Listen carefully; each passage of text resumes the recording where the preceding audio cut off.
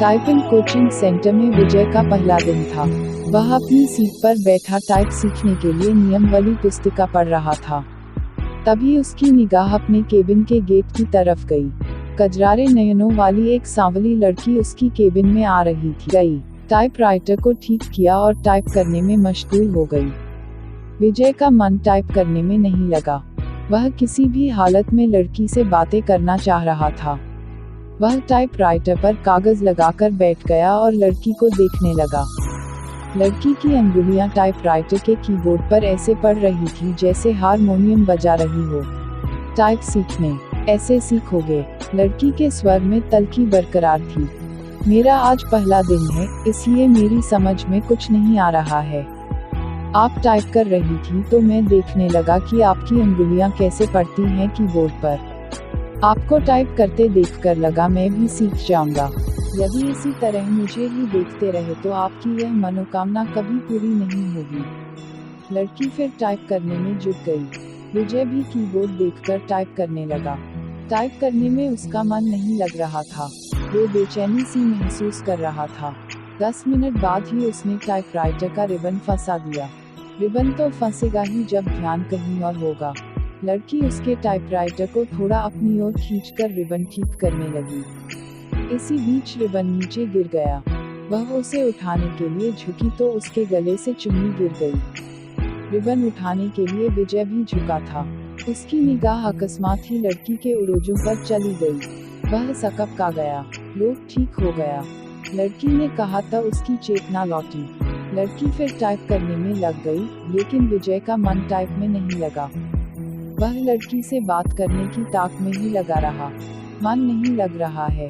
अचानक लड़की ने उससे पूछा तो बांछें खिल गई। लगता है कि सीख भी नहीं पाऊंगा। आसार तो कुछ ऐसे ही दिखते हैं। आपका नाम? विजय ने बात को बढ़ाने के लिए सवाल कर दिया। सरिता। अच्छा नाम है, लेकिन मुझे इस नाम से नफरत है। क्यों?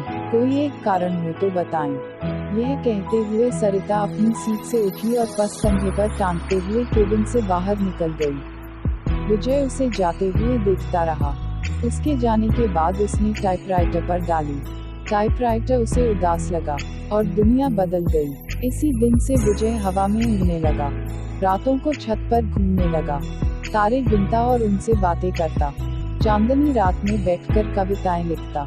गर्मी की धूप उसे गुनगुनी लगने लगी। दुनिया गुलाबी हो गई तो जिंदगी गुलाब का फूल। आंखों से नींद गायब हो गई। वह ख्यालों ही ख्यालों में पैदल ही कई किलोमीटर घूम आता। अपनी स्थिति के बारे में उसने अपने एक दोस्त को बताया तो उसने कहा, गुरु तुम्हें प्यार हो गया है। दोस्त की बात सुनकर उसे अच्छा लगा। अगले दिन विजय ने सरिता से कहा कि आप पर एक कविता लिखी है, चाहता हूँ कि आप इसे पढ़ें। यह भी खूब रही। जान न पहचान, तू मेरा मेहमान। कितना जानते हैं आप मुझे? जो भी जानता हूँ उसी आधार पर लिखा हूँ। सरिता उसकी लिखी कविता पढ़ने लगी। सरिता। कल कल करके बहने वाली जलधारा लोगों की प्यास बुझाती, किसानों के खेतों को सींचती। राह में आती है बहुत बाधा, फिर भी मिलती है सागर से।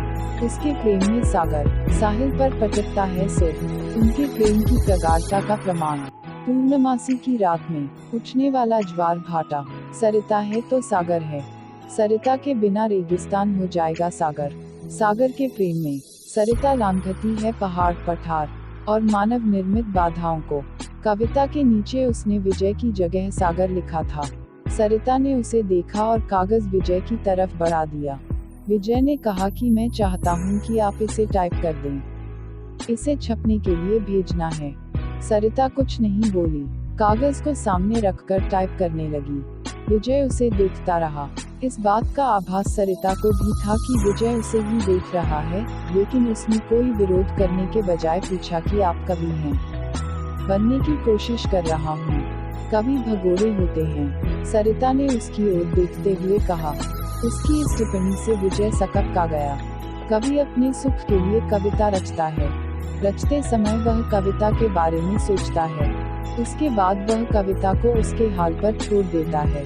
कविता जब संकट में होती है तो कभी कविता के पक्ष में खड़ा नहीं होता। यह आप कैसे कह सकती हैं? मैं समझती हूँ कि आदमी की जिंदगी भी एक कविता है। मेरी जिंदगी एक कविता है। मेरी जिंदगी मुझे अच्छी नहीं लगती, इसलिए कविता भी मुझे अच्छी नहीं लगती। अरे वाह, आप तो कवि हैं। अभी आपने जो कहा वह तो कविता है। कविता नहीं, कविता का प्रलाप है, उसकी वेदना, जो उस कवि के कारण उपजी है, जिसने मेरी जिंदगी की रचना की। इतना कहकर सरिता केबिन से बाहर चली गई। कैसी है यह? विजय ने सरिता के टाइपराइटर को देखा। लगा जैसे टाइपराइटर किसी शोक गीत की रचना में मशगूल है। प्यार की खुशबू। आज उन्होंने बातें अधिक की। उनके वार्तालाप को देखकर टाइपिंग इंस्टीट्यूट चलाने वाली मैडम ने उनके पास आकर कहा कि आजकल तो तुम काफी खुश हो सरिता। बदले में सरिता केवल मुस्कुराई। विजय भी मुस्कुराया। तो क्या मेरे प्यार की गंध से भी लग गई? अगले दिन सरिता जब इंस्टीट्यूट आई तो काफी सजी धजी थी। नया गुलाबी सूट पहनी थी। बालों का स्टाइल बदला हुआ था। विजय को सरिता का यह बदला रूप अच्छा लगा। वह अपनी भावनाओं को दबा नहीं पाया। बोला, काफी सुंदर लग रही हो। जवाब में जब सरिता ने मुस्कुराते हुए थैंक यू का फूल जब उसकी तरफ फेंका तो उसकी इच्छा हुई कि वह खड़ा होकर नाचने लगे और जोर जोर से चिल्लाए कि उसे प्यार हो गया है।